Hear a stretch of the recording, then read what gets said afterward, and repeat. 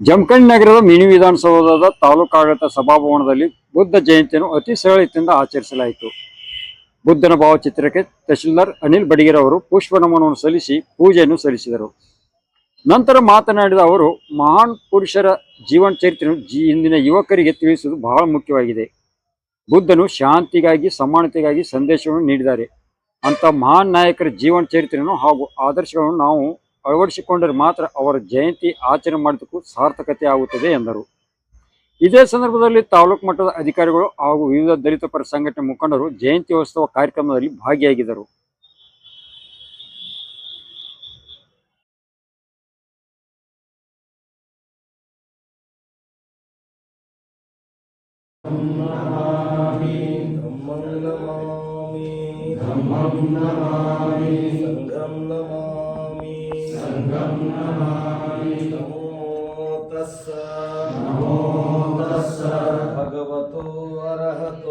ಭಗವತೋ ಅರಹತೋ ಸಮ್ಮಾ ಸಂಬುದ್ಧಸ್ಸ ನಮೋ ತಸ್ಸ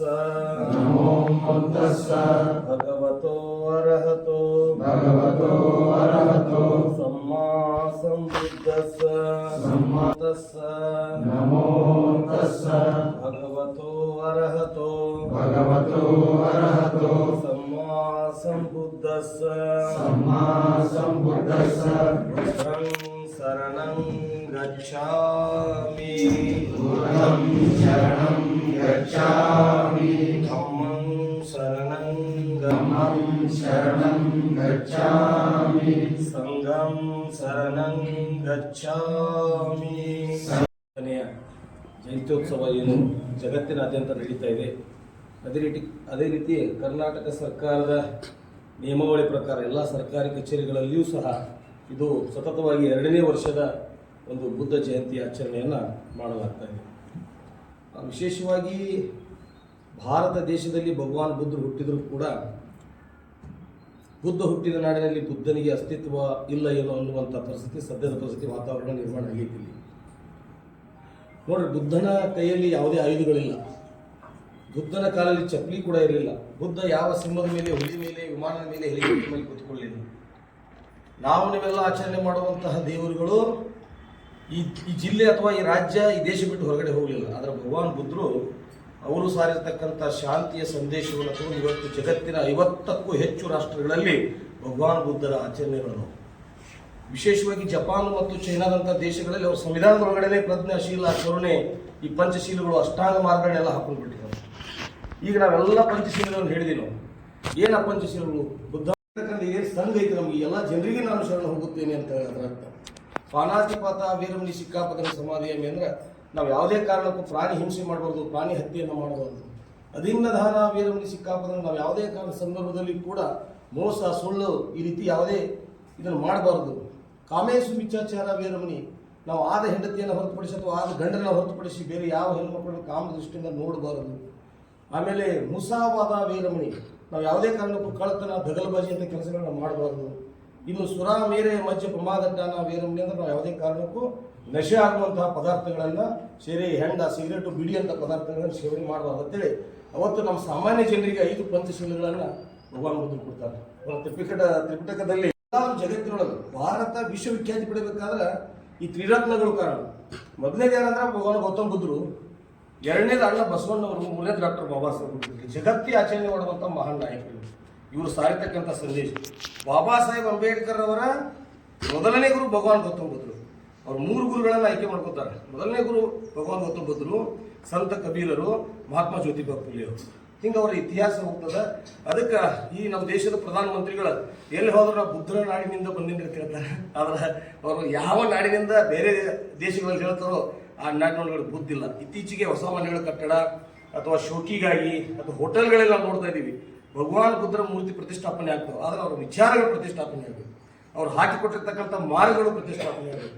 ಮೇಲು ಕೀಳು ತಾರೆ ತಮ್ಮೆ ಎಲ್ಲವೂ ಹೋಗಬೇಕು. ಸೈಂಟಿಫಿಕಲ್ ಆಗಿರ್ತಕ್ಕಂಥದ್ದು. ಈಗ ಹೇಳಿ ನಮ್ಗೆ ಅವು ತ್ರಿಪಿಟಕಗಳು ಭಾಳ ದೊಡ್ಡ ಗ್ರಂಥಗಳು 28-30 ಅವು ಓದಕ್ಕಾಗಲ್ಲ. ಆದರೆ ಬಾಬಾ ಸಾಹೇಬ್ ಅಂಬೇಡ್ಕರ್ ಏನು ಮಾಡ್ತಾರೆ ಅಂದ್ರೆ ಎಲ್ಲ ಗ್ರಂಥಗಳನ್ನು ಓದಿ ಅವರದೇ ಆದಂಥ ಬುದ್ಧ ಮತ್ತು ಆತನ ಧಮ್ಮ ಅನ್ನೋ ಒಂದು ಪುಸ್ತಕ ಮಾಡ್ಯಾರ. ಆ ಪುಸ್ತಕ ಓದಿದ್ರೆ ಸಂಪೂರ್ಣ ಭಾರತದ ಚರಿತ್ರೆ ಮತ್ತು ಬುದ್ಧನ ಸಂದೇಶ ನಮ್ಗೆ ಅರ್ಥ ಆಗ್ತಾವ ಅನ್ನುವಂಥ ಮಾತನ್ನು ಹೇಳಿ ಎಲ್ಲ ಹಿರಿಯರು ಈ ಸಂದರ್ಭದಲ್ಲಿ ಭಾಗವಹಿಸಿದ್ದಕ್ಕೆ ಒಂದೆರಡು ಮಾತು ಹೇಳುತ್ತೆ. ಅದಕ್ಕೂ ಮುಂಚೆ ನಿಮಗೆ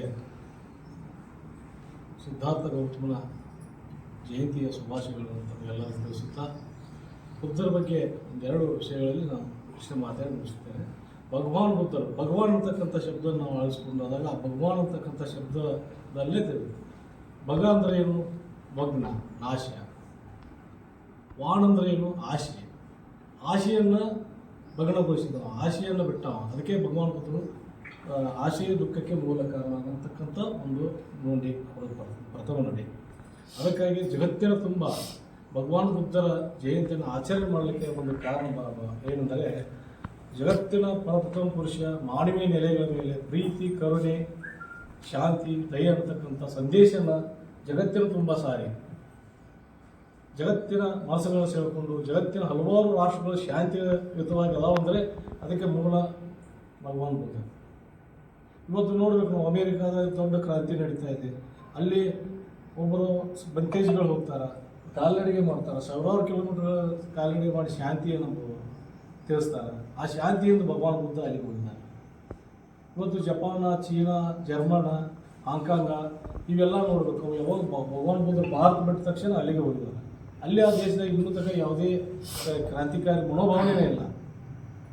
ಅದಕ್ಕಿಂತ ಭಗವಾನ್ ಬುದ್ಧಕ್ಕಿಂತ ಮುಂಚೆ ಮಹಾನ್ ಕ್ರಾಂತಿಗಳಾಗಿದ್ದಾವೆ ಈ ರಾಷ್ಟ್ರಗಳು. ಭಗವಾನ್ ಬುದ್ಧ ಎಲ್ಲಿ ನೆಲೆಸಿದಾರೋ ಅಲ್ಲಿ ಶಾಂತಿ ಇರ್ತೈತಿ.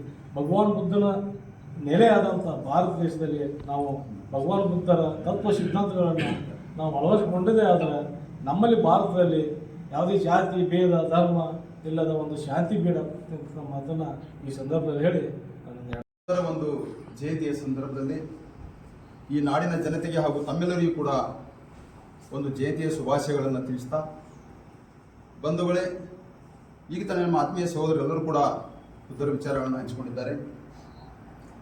ಪರಮ ಪೂಜ್ಯ ತಥಾಗತ ಗೌತಮ ಬುದ್ಧರು ಈ ಒಂದು ಕರ್ನಾಟಕ ಸರ್ಕಾರ ಇರ್ಬೋದು, ಭಾರತ ಸರ್ಕಾರ ಇರ್ಬೋದು, ಒಂದು ಸರ್ಕಾರ ಮತ್ತು ಒಂದು ವ್ಯವಸ್ಥೆಯ ಆಧೀನದಲ್ಲಿ ಇರತಕ್ಕಂಥ ವ್ಯಕ್ತಿತ್ವ ಅಲ್ಲ. ಒಟ್ಟು ಈ ದೇಶದ ನಾಗರಿಕತೆಯಲ್ಲಿ ಮೊಟ್ಟ ಮೊದಲ ಜ್ಞಾನಿ ತಥಾಗತ ಗೌತಮ ಬುದ್ಧರು. ಕೇವಲ ನಾವು ಬುದ್ಧರ ಒಂದು ಜಯಂತಿಯನ್ನು ಆಚರಣೆ ಮಾಡಿ ಮಾತನಾಡೋದಷ್ಟೇ ಅಲ್ಲ, ಈ ದೇಶದಲ್ಲಿ ಶಾಂತಿ ನೆಲೆಸಬೇಕು, ಯುದ್ಧಗಳಾಗಬಾರದು, ಈ ದೇಶದ ಶೋಷಿತರು, ದಮನಿತರು, ಮಹಿಳೆಯರು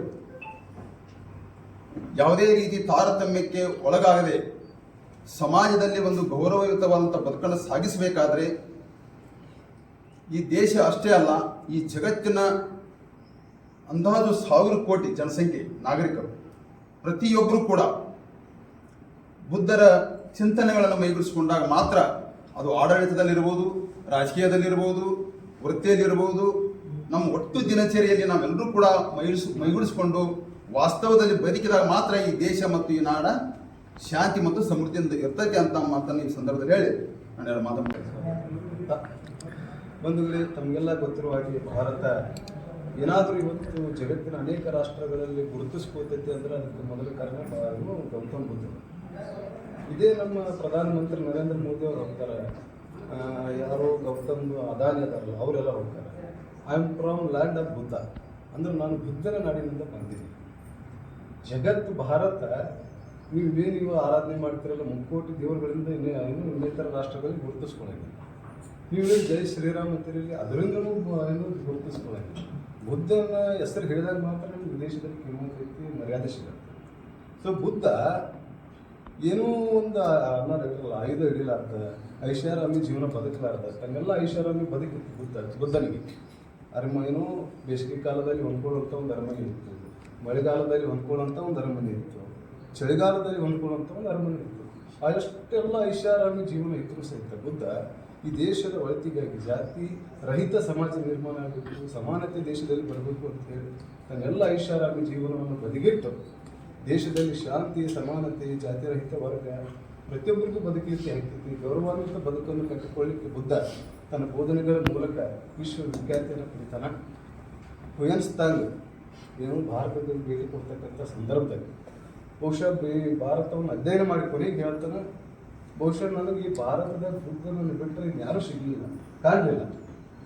ಜಗತ್ತಿನಲ್ಲಿ ಏನು ಅನೇಕರು ವಿದ್ವಾಂಸರು ಬರ್ತಾರಲ್ಲ, ಅವರೆಲ್ಲರೂ ಸಹ ಬಂದಿದ್ದು ಭಾರತದಲ್ಲಿರ್ತಕ್ಕಂಥ ಬೌದ್ಧ ಧರ್ಮವನ್ನು ಅಧ್ಯಯನ ಮಾಡಲಿಕ್ಕೆ.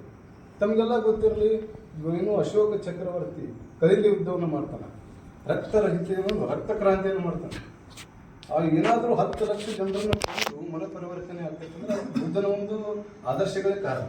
ತನ್ನಿಬ್ಬರು ಮಕ್ಕಳನ್ನು ಸಹಿತ ವಿದೇಶಕ್ಕೆ ಕಲಿಸಿ ಬೌದ್ಧ ಧರ್ಮ ಪ್ರಚಾರ ಮಾಡಿಸ್ತಾರೆ. ಇನ್ನು ಬೌದ್ಧ ಧರ್ಮ ಬೆಳಿಬೇಕು, ಅಷ್ಟು ಶ್ರೇಷ್ಠವಾದ ಧರ್ಮ ಇದಾಗೈತಿ ಅಂತ ಹೇಳಿ. ಅದಕ್ಕೆ ನೀವೆಲ್ಲರೂ ಸಹಿತ ಕೇವಲ ಆಚರಣೆ ಮಾಡಬಾರ್ದು. ಈ ದೇಶದಲ್ಲಿ ನಾವು ಏನಾದರೂ ಬುದ್ಧನ ಒಂದು ವಿಚಾರಕ್ಕೆ ತಲೆಬಾಗ್ತೀವಿ ಅಂದ್ರೆ ನಾವೆಲ್ಲರೂ ಸಹಿತ ಬಹುಶಃ ಏನು ಸಂವಿಧಾನ ಹಾಕಿಕೊಡ್ತೀವಿ, ಎಲ್ಲರೂ ನಾವು ದಲಿತರು. ಬೌದ್ಧ ಧರ್ಮವನ್ನು ಒಪ್ಪಿಕೊಂಡಾಗ ಮಾತ್ರ ನಾವು ಬುದ್ಧನ ಆಚಾರಕ್ಕೆ ಮಾತ್ರ ತಲೆಬಾಗ್ತೀವಿ.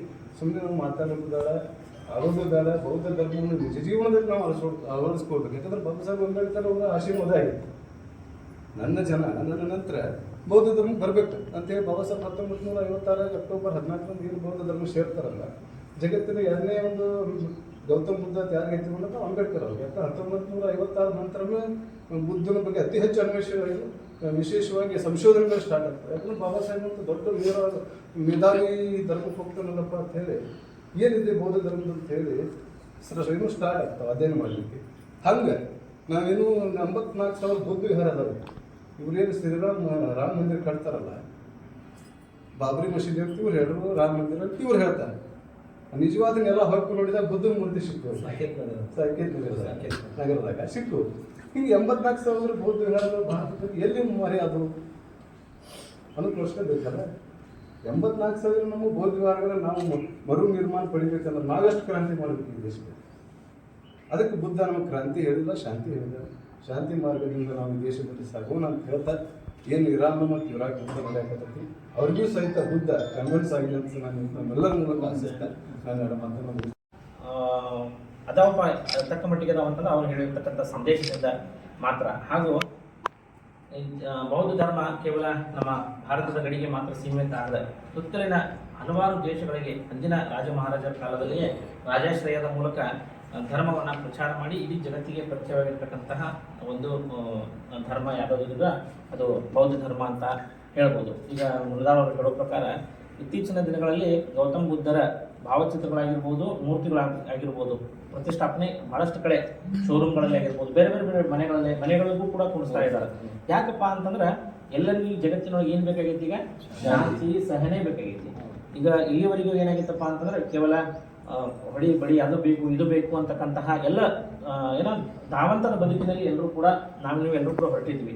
ಆದರೆ ಕೊನೆಗೆ ಎಲ್ಲಿ ಬಂದು ನಿಂತೀವಿ ಅಂತಂದ್ರೆ ಎಲ್ಲರಿಗೂ ಕೂಡ ನೆಮ್ಮದಿ ಬೇಕು, ಶಾಂತಿ ಬೇಕು ಅಂತಕ್ಕಂತಹ ಒಂದು ಹಂತಕ್ಕೆ ಎಲ್ಲರೂ ಕೂಡ ಬಂದು ತಲುಪಿದ್ದೇವೆ. ಅದಕ್ಕಾಗಿಯೇ ಅವ್ರು ನೀಡಿರ್ತಕ್ಕಂಥ ಆಧುನಿಕ ನಿರ್ಮಾಣದಲ್ಲಿ ಅವರು ತಮ್ಮ ದಿವ್ಯ ಸಂದೇಶಗಳನ್ನು ನೀಡಿದರು.